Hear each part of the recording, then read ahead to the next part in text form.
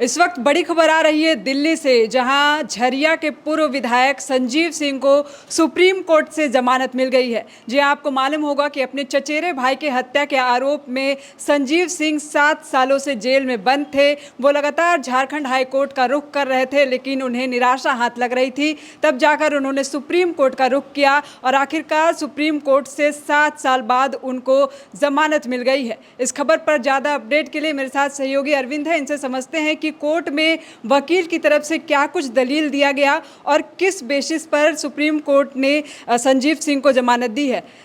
अरविंद, 7 सालों से संजीव सिंह जेल में बंद थे और लंबे समय से उनके समर्थकों, उनकी पत्नी रागिनी सिंह की तरफ से इंतजार किया जा रहा था कि उनको बेल मिलेगी। आखिरकार सुप्रीम कोर्ट ने जमानत दे दी है। झरिया के लिहाज से देखें तो ये बड़ी खबर सामने आ रही है। कोर्ट में क्या कुछ दलील दिया गया है? देखिए, सबसे पहले मैं आपको बता दूं कि 21 मार्च 2017 को नीरज सिंह की हत्या हुई थी। उसके बाद 11 अप्रैल 2017 से संजीव सिंह जेल में बंद है। तो कई बार इसकी जांच हुई, सीआईडी भी इसकी जांच कर रही थी, पुलिस भी कर रही थी। उसके बाद रघुवर सरकार की ओर से एसआईटी का गठन भी किया गया था जिसकी जांच हो रही थी। तो जांच हुआ, कई बार संजीव सिंह हाई कोर्ट तक भी गए, हाई कोर्ट से उन्हें जमानत नहीं मिली। तो आज उन्हें सुप्रीम कोर्ट ने जमानत दे दी है। इसके पहले सुप्रीम कोर्ट में दलील पेश किए गए थे उनके वकील की ओर से।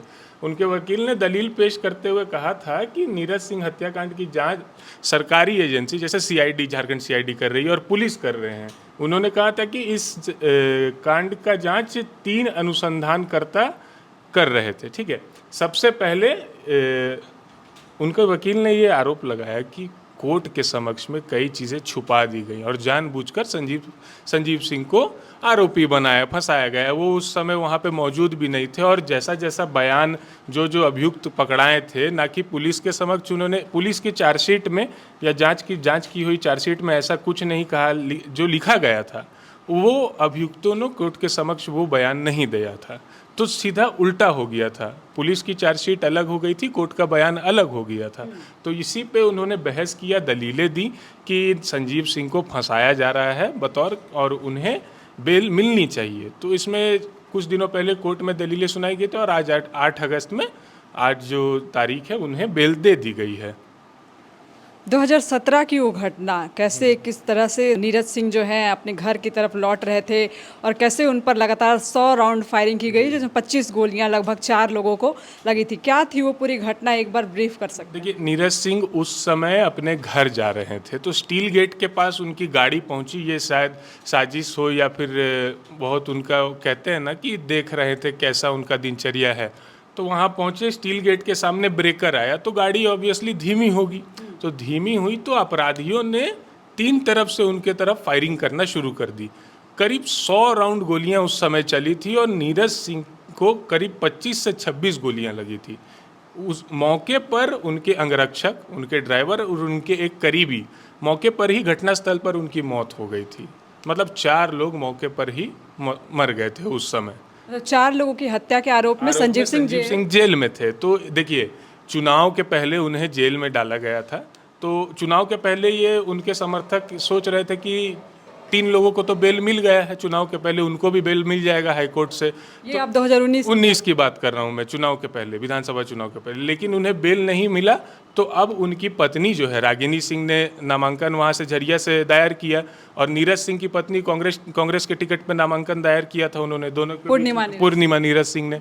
तो चुनाव हुआ, फिर परिणाम सामने आए तो संजीव सिंह की पत्नी रागिनी सिंह वहाँ से चुनाव जीत गई।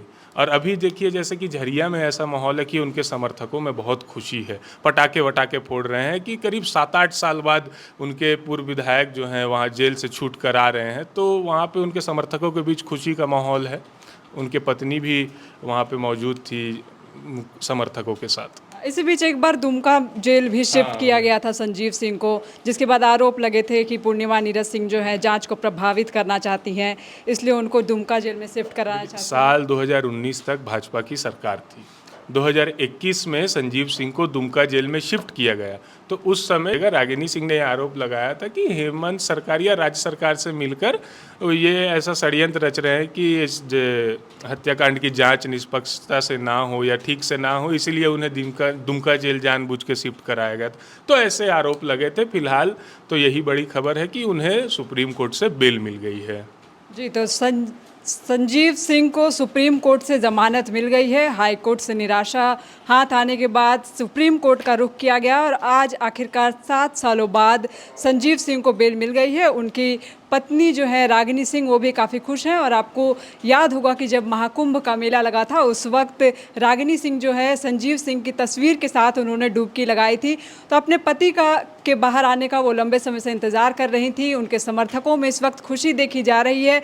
वहाँ पे पटाखे फोड़े जा रहे हैं। और इधर आप रघुकुल की बात कर ले या सिंह मेंशन की बात कर ले तो इनका सालों से आपसी तनाव जो है वो देखने को मिलता है। चुनाव के वक्त भी ये ज़्यादा उभर कर सामने आ जाता है। इस वक्त झरिया से संजीव सिंह की पत्नी जो है रागिनी सिंह, वो विधायक हैं। 2024 के विधानसभा चुनाव में उन्होंने कांग्रेस की प्रत्याशी जो है प्रत्याशी थी पूर्णिमा नीरज सिंह, जो कि नीरज सिंह की पत्नी है, उनको मात दी थी। शुक्रिया। जहां 27 वर्षों के सफर में 17,000 से भी अधिक छात्रों ने डॉक्टर एवं इंजीनियर बनकर भरे सफलता की ऊंची उड़ान। जहां साधारण छात्र भी झारखंड टॉपर्स बनकर बना रहे इतिहास। दूरदर्शी शिक्षाविद श्री विपिन सिंह के मार्गदर्शन में मेडिकल एवं इंजीनियरिंग के लाखों छात्रों के लिए आशा की किरण के रूप में गोल नेशंस लीडिंग इंस्टीट्यूट। सरकारी परीक्षा की तैयारी का सबसे भरोसेमंद नाम NIBM। अच्छा कोचिंग ढूंढ रहे थे तो फिर गूगल में ही बताया कि यहाँ का रेटिंग भी बहुत अच्छा था। पुरुलिया से आए हैं यहाँ पर कोचिंग करने के लिए।